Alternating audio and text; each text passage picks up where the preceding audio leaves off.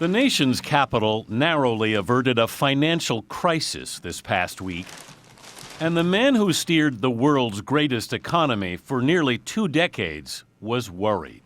What's at risk with all the discord in Washington? Well, it's the worst that I have ever seen it, and I have been in and out of Washington, since the 1950s. As chairman of the Federal Reserve for 18 years, Alan Greenspan worked with Presidents Bush, Clinton, Bush, and Reagan. Before that, he headed President Gerald Ford's Council of Economic Advisors. And Greenspan remembers the battles the Republican president had then with Democratic House Speaker Tip O'Neill. They were at each other's throats all day long from 9 to 5. At 6 o'clock, Tip would go over to the West Wing of the White House and have a bourbon with his old buddy, Jerry.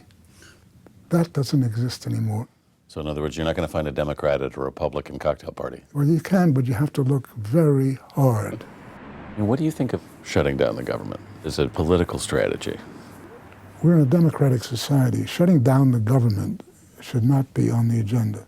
As for flirting with default on the nation's debt, the whole system is based on trust.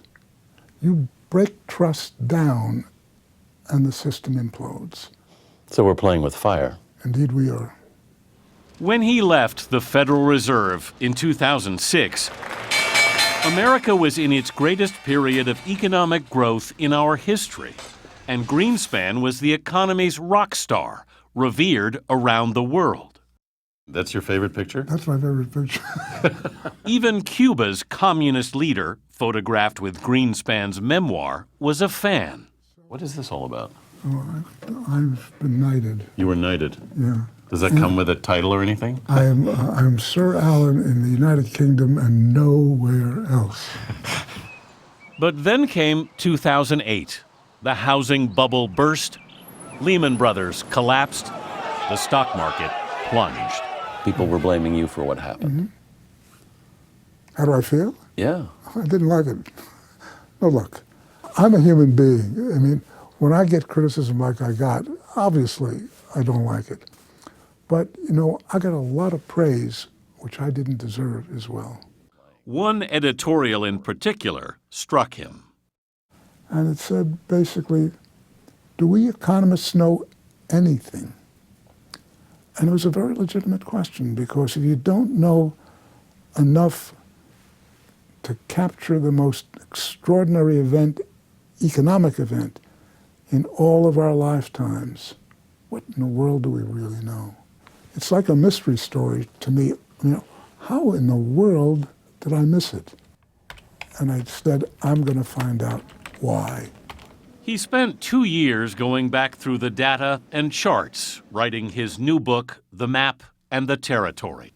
And it became very apparent to me that we misunderstand how systematic fear is.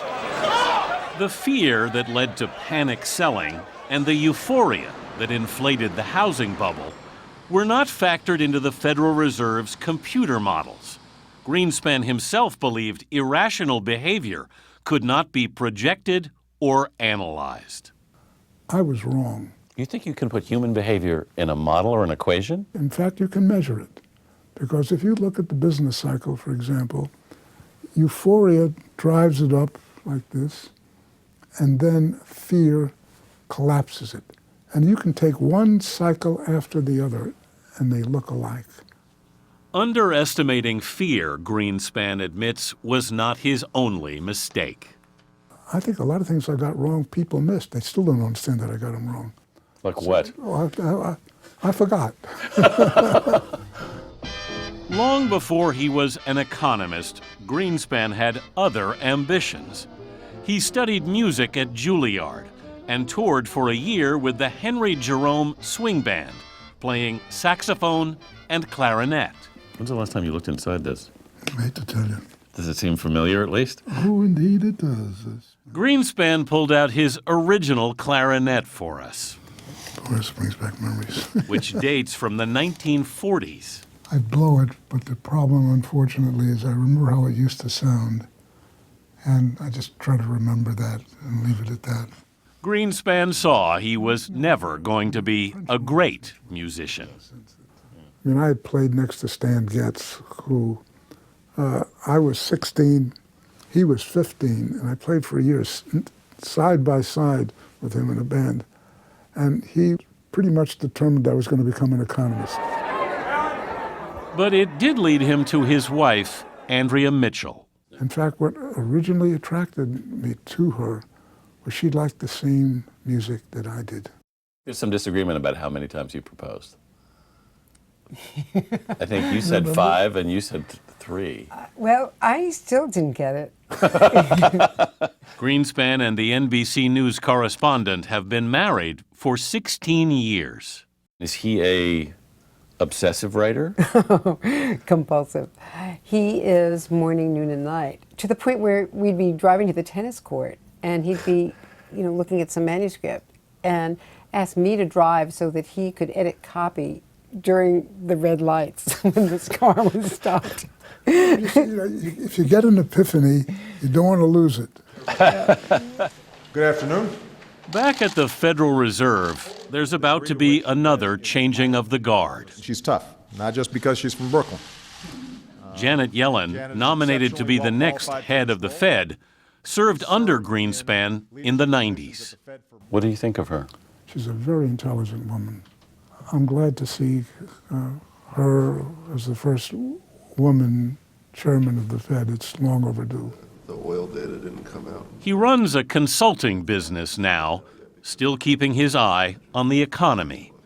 At 87, there's nothing retiring about Alan Greenspan. Is that an option? Is what an option? Retirement. I don't know what it means. I mean, what am I going to do, stop thinking?